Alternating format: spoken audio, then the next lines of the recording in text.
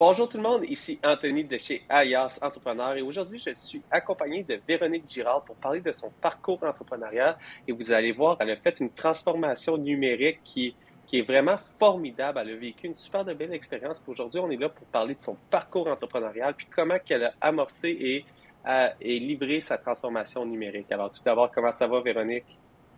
Ça va très bien, merci. Et toi-même? Ça va super bien.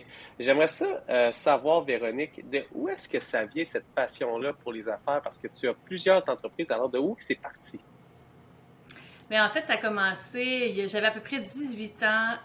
J'ai travaillé pour l'entreprise de mon beau-père, qui est une entreprise forestière. J'habite au Témiscamingue, donc il y a beaucoup d'entreprises forestières au Témiscamingue. Mais c'est une entreprise où on offrait un service à la clientèle. Et rapidement, c'est moi qui s'est mis à servir les clients, à faire les factures, à accompagner les gens dans toutes sortes de façons de faire. Et mon beau-père a rapidement vu que j'avais un talent là-dedans et que j'étais capable d'être entrepreneur, en fait, que ça faisait partie de qui j'étais. Donc, c'est lui qui a semé, je pense, la graine de l'entrepreneuriat. En fait, qui a vu quelque chose en moi que je ne savais pas à ce moment-là.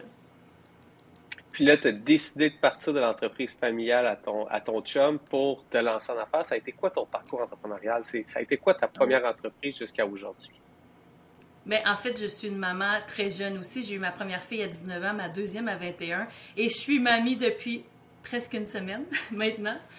Euh, Dans le fond, j'ai commencé avec une garderie en milieu familial accréditée par le gouvernement. C'était ma première solo entreprise, si on peut dire. Ça n'a pas été très long. Dans les années qui ont suivi, j'ai parti une école de danse parce qu'au Témiscamingue, elle allait fermer la seule école de danse qu'il y avait.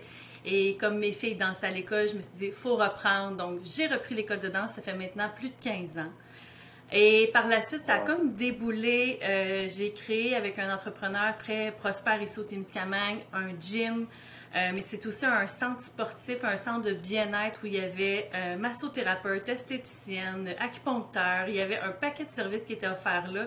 J'ai eu cette entreprise-là avec M. Gagnon pendant quand même quelques années, jusqu'à temps que je décide de voler de mes propres ailes et de partir dans d'autres projets. Donc, coaching, accompagnement en perte de poids et tout récemment, coaching pour femmes d'affaires, femmes entrepreneurs qui veulent faire des transformations, s'accomplir. Donc, c'est un peu ce que j'ai fait en entreprise depuis les dernières années. Un parcours rempli de projets différents, mais wow, un super de beau parcours. Puis là, il y a un moment que tu as eu l'idée de faire une transformation numérique. Peux-tu me dire c'était quoi ton besoin? Pourquoi tu voulais attaquer une transformation numérique? Ben, en ce moment, les employés se font rares. C'est pas évident de trouver des employés. Donc, je me disais, il faut que je trouve une façon d'être plus productive, une façon de avoir plus de temps pour accompagner mes clients et non pour faire quelque chose que quelqu'un d'autre pourrait faire à ma place. Donc, je me disais, soit que j'engage quelqu'un pour le faire à ma place. Bon, en ce moment, c'est difficile ben, en tout cas, plus difficile de trouver des employés.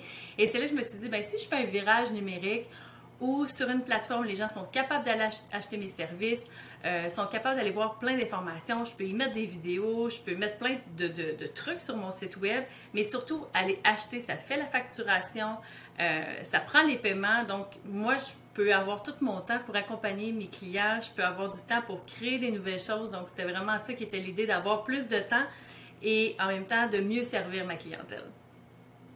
Et puis, je crois qu'il fallait que ça se fasse vite, cette transformation-là, parce que tu avais comme idée de partir sur un autre continent. Peux-tu nous parler un petit peu de cette idée-là de partir? Puis là, tu étais comme pogné au bureau, de dire, oh, là, ça se fait tout ici. Puis là, je veux partir. Et alors, il faut que j'avance ça. C'était quoi ce projet-là?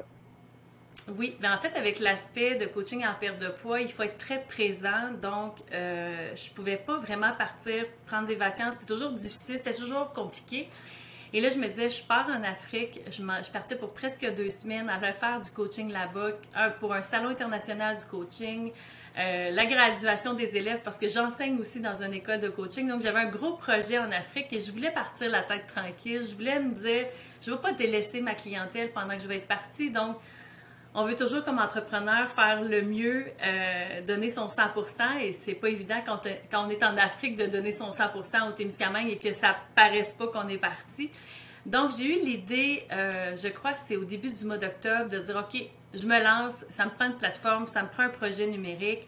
Et là, je suis allée à la Société de développement du Témiscamingue, un endroit qui accompagne en fait les entrepreneurs dans toutes sortes de projets, autant pour du démarrage que pour justement des transformations numériques et d'autres transformations. Et là, je leur ai dit, j'en ai besoin. Et c'est là qu'on me dit, OK, parfait, il existe mon commerce en ligne, ils peuvent t'aider, tout ça. Et moi, je voulais que ça soit rapide. En fait, comme tout dans ma vie, quand je prends une décision, il faut que ça se fasse rapidement, maintenant. Et c'est ce qui est arrivé, en fait, avec le commerce en ligne. On m'a accompagnée, mais j'ai été capable de mettre ma plateforme en ligne. Je m'étais donné comme deadline 15 novembre, et je pense que c'était même avant ça parce que je partais début décembre pour l'Afrique. Alors, en l'espace d'un mois et demi avec mon commerce en ligne, tu as réussi à être accompagné pour livrer ton projet, que c'était beaucoup d'aller chercher des commandes en ligne, de gérer la facturation, d'être capable de gérer à distance. Puis on peut-tu partir du début parce que c'était ça ton idée dans ta tête. Tu disais, moi, là, je suis tanné de faire ce travail de bureau-là, je suis pas capable, ça me prend trop de temps, c'est difficile de recruter, je pourrais recruter quelqu'un, mais c'est difficile en ce moment à recruter, alors je vais aller vers une transformation, mais connaître les étapes pour arriver, c'est beau dire, ah, ça me prend une plateforme en ligne, mais c'est qu'est-ce que ça me prend? Ça a été quoi les étapes? Quand tu as appelé mon commerce en ligne, tu as été référé vers mon commerce en ligne, ils t'ont référé à un coach, j'imagine. Alors, ça a été quoi les premières questions que ce coach-là t'a posées pour valider le besoin, pour savoir si le besoin était vraiment le bon besoin, puis t'accompagner dans le début de cette transformation-là? Oui, ben en premier, c'est justement un coach d'affaires qui s'appelle Martin qui, lui, m'a vraiment posé les bonnes questions à savoir, OK, as-tu vraiment besoin d'une plateforme en ligne? As-tu besoin d'une plateforme transactionnelle ou tu as juste besoin d'une vitrine? Tu sais, il y a plein de choses qui sont offertes, avec qui tu as envie de travailler, comment tu as envie de faire tes choses. Donc, il m'a posé beaucoup, beaucoup de questions pour me faire réfléchir sur mon vrai besoin, puis en même temps, m'aiguiller aussi sur certaines choses qui existent. Donc, rapidement, moi, j'étais capable de me faire une tête et d'aller voir ce qu'il y avait. Je connaissais déjà la plateforme Shopify, donc c'est pas mal pour ça que j'ai choisi d'aller avec eux, parce que je me disais, bon, c'est déjà un terrain connu pour moi. Et Martin m'a confirmé, ben oui, ça fait du sens, donc tu peux aller avec eux. Mais ça a été bien important d'être accompagnée parce que comme je voulais aller vite, j'aurais pu aussi me tromper, je pense. Tu sais, j'aurais pu dire, ah, je vais aller vers peut-être quelque chose de moins dispendieux ou quelque chose de plus simple, mais je pense pas que j'aurais eu le résultat que j'ai en ce moment. Ou l'inverse, tu aurais pu avoir une crainte puis dire, ah, je vais faire appel à des consultants puis pas être capable d'aller livrer ton projet aussi rapidement parce il y a trop il y a trop de complexité puis de personnes qui travaillent sur le dossier. Alors, le travail de mon commerce en ligne avec Martin, ça a vraiment été de t'accompagner, de répondre à tes questions, puis de surtout te poser les bonnes questions pour te faire réfléchir à mon véritable besoin, c'est ça. Puis Shopify peut répondre à ce besoin-là. Alors, si tu es lancé dans cette création-là d'une boutique en ligne avec Shopify, peux-tu nous parler un petit peu de ton expérience? Parce que ça peut faire peur là, comme entrepreneur de dire, hey, je vais créer ma propre boutique en ligne, je vais prendre des photos de mes produits, je vais les mettre sur le site, je vais écrire mes descriptions, mais c'est comment que ça se passe réellement, là, créer un site avec Shopify? Ben, encore une fois, parce que j'étais pressée, parce que je voulais que ça se fasse rapidement, j'aurais pu peut-être dire, bon, partir en soumission, aller chercher des programmeurs web et tout et tout. Shopify, c'est fait, en fait, pour monsieur et madame tout le monde qui sont capables de faire un peu, de se débrouiller un peu, mais je suis pas une pro de l'Internet, là, pas du tout. Mais je me suis dit, bon, ben, c'est fait par du monde, donc j'ai suivi un peu les tutoriels de Shopify, je suis allée chercher. En fait, j'ai mis beaucoup de temps, d'énergie. Tu sais, le soir, après ma journée de travail, je m'assoyais, puis c'est ce que je faisais. J'ai mis comme une cinquantaine d'heures, certainement, plus les heures que je mets à chaque semaine pour refaire des changements. Mais de mettre ça en place, ça m'a permis, premièrement, de savoir comment mon site web fonctionne. Donc, quand j'ai des changements à faire, je suis capable de les faire. J'ai pas besoin d'attendre après personne. Donc, ça m'a rendu très autonome par rapport à l'accompagnement que Martin m'a donné, puis avec ce que moi je suis allée chercher, j'ai fait OK, je suis capable de le faire, je suis capable de créer. Puis finalement, j'ai pas créé un site web, j'en ai fait deux. Avant de partir en Wow. Afrique, les deux étaient faits. Wow. Puis ton site avec Shopify, ça représente environ combien de produits que tu as mis sur le site? C'est plus de 200 produits que j'ai réussi à mettre avec les photos, les descriptions de produits, raconter mon histoire. Donc, il y a beaucoup, beaucoup de travail qui a été fait. C'est du temps surtout, en fait. Ben, puis je trouve ça impressionnant parce que c'est on dit, tu me dis c'est du temps, mais c'est relativement seulement 50 heures. Alors, en une grosse semaine de travail, 50 heures, en fait, c'est ça, c'est rentre presque dans une Oui. semaine de travail. En 4 semaines, tu es parti je connais pas trop c'est quoi mon besoin, 4 à 6 semaines, à j'ai eu les bonnes questions, j'ai bien choisi, j'avais confiance, je me suis lancé à fond, puis j'ai livré 2 sites web en 6 semaines. C'est vraiment formidable. Alors, si tu avais un mot de la fin, Véronique, sur cette transformation-là, ça serait quoi qui a le plus marqué ton parcours? Puis c'est quoi que tu es le plus fier dans cette transformation numérique-là? Ben, je suis fière de l'engagement que j'y ai mis et de l'intérêt, de l'énergie que j'y ai mis parce qu'avec Martin et Pierre, les deux personnes qui m'ont accompagnée pour arriver à ce processus-là, ils m'ont suivi là-dedans. Donc, dans ma rapidité, ça aurait pu prendre 6 mois, 1 an, mais comme j'avais pas beaucoup de temps, je les ai mis au parfum tout de suite, que je voulais que ça se fasse rapidement. Donc, j'ai apprécié qu'ils me suivent là-dedans. Et moi, j'étais, comme on dit, all-in, très engagée. Donc, c'est comme si j'avais pu faire au bout de 6 semaines. Check, c'est fait, c'est beau, Véro. On l'a eu. Ah, c'est vraiment formidable, puis tu as pu réussir à gérer ton entreprise de l'Afrique. Puis j'ai oublié de te le poser. Est-ce que tu as aimé ton voyage? As-tu bien été ton voyage? Comment que ça s'est passé? J'ai adoré mon voyage. En fait, ça se fait, tu sais, c'est quand même loin. Là, je suis allée en Afrique centrale, donc c'est à peu près 14 heures de vol. Donc, ça se fait pas en vol direct. Je suis partie de Montréal, j'ai fait un premier arrêt au Maroc où j'étais là une journée complète. Ensuite, on est allé vers le Cameroun, plus précisément à Yaoundé, qui est la capitale politique du Cameroun. Euh, j'ai adoré la place. C'est vraiment très, très, très, très, très, très, très différent de ce qu'on vit au Canada. Mais j'ai trouvé des gens chaleureux, des gens remplis d'espoir aussi. Et ça m'a ramené, moi, comme entrepreneur, à dire, OK, oui, il y a des choses à faire. Oui, on peut faire mieux. Quand on a les moyens, on doit les faire parce que eux, les moyens, souvent, sont très limités.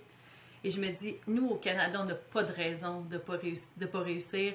On n'a pas de raison de s'empêcher de rêver grand parce qu'on a tout ce qu'il faut, on a tout ce qu'il faut à notre portée.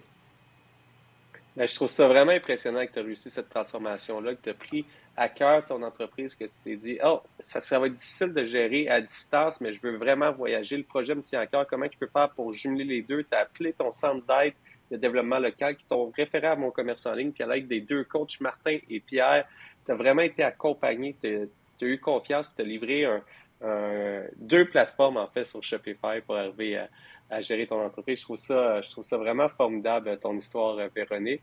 Et puis, j'espère que ça va inspirer d'autres personnes à dire, hey, j'étais pas techno, je savais pas comment que Internet marchait, puis je me suis quand même attaqué à créer ma boutique en ligne, puis ça s'est super bien fait. J'ai réussi à partir en Afrique, continuer à gérer mon entreprise, revenir au Québec, gérer mon entreprise, puis je terminerai par, est-ce que le site Shopify, c'est seulement pour des clients à l'extérieur de ta région ou il y a des gens de ta région aussi qui te commandent en ligne maintenant, là? Tout le monde, en fait, de l'entreprise de coaching avec Ideal Protein, tout le monde commande en ligne, que ce soit des gens du Témiscamingue qui habitent à 2 maisons de chez moi ou que ce soit des gens à l'extérieur, tout le monde commande. Bien sûr, les gens qui habitent au Témiscamingue ben, vont chercher leur commande à mon bureau. Pour les autres, je fais la livraison. Donc, tout le monde est sur le même piédestal, là. Tout le monde fonctionne de la même façon. Pour moi, je n'ai pas compté combien de temps ça m'a sauvé, mais je le sais que ça m'a donné énormément de temps. Et là, je le vois que je peux créer du contenu, je peux créer des vidéos, je peux créer des coachings, je peux faire plein d'affaires que j'avais pas le temps de faire. Donc, pour moi, ça a fait toute la différence dans ma vie de tous les jours. Puis à maintenant, tu as une boutique ouverte 7 jours sur 7, 24 heures sur 24, sans avoir des employés 7 jours sur 7, 24 heures sur 24, dans ta boutique pour juste prendre les commandes. Ça se fait tout en ligne. Puis c'est vraiment une histoire inspirante, Véronique. Merci, bien exactement. Puis des fois, les gens avaient peur de me déranger. Ils me disaient, ah, je voudrais t'envoyer une commande, mais là, je suis pas certaine. Là, je veux pas te déranger. Tu sais, là, je me disais, ben voyons donc, comme entreprise, ça m'en prend des commandes. C'est les ventes qui font que je suis une entreprise. Mais les gens avaient peur de me déranger. Tandis que là, parce que c'est fait par un site web, ça leur permet d'avoir accès à tous les produits comme s'ils viendraient dans ma boutique physique. Ils peuvent prendre le temps, magasiner, le panier reste là. Tu sais, le panier ne part pas. Donc, là, ils peuvent faire leurs commandes tranquillement quand ils ont le temps, que ce soit un dimanche soir à minuit ou un lundi matin à 5 heures, ils peuvent le faire. Donc, pour moi, ça a fait toute la différence. Puis c'est vraiment une belle transformation, puis une raison d'avoir une boutique en ligne pour ceux qui n'en ont pas, qui disent, ah, mais tous mes clients viennent en magasin, mais peut-être qu'il y a un client qui aimerait ça magasiner tranquillement un vendredi soir à 10 heures pour acheter des produits. Alors, je trouve ça vraiment, vraiment inspirant, puis je suis vraiment fier de chez Alias Entrepreneur, on a mon commerce en ligne comme partenaire parce qu'une transformation numérique, là, on a parlé que c'est une transformation d'un site web, mais ça peut être beaucoup plus large qu'un site web, ça peut être des processus, ça peut être de la facturation, ça peut être un CRM qu'on met en ligne. Alors, mon commerce en ligne est vraiment là pour répondre à plusieurs besoins d'entreprise pour faire une transformation puis arriver à offrir un service plus complet et surtout plus durable dans le temps pour amener son entreprise au prochain niveau et travailler moins d'heures et réaliser des projets à l'international grâce à une transformation. En tout cas, merci beaucoup de ton temps, Véronique, aujourd'hui. Merci à toi. Merci.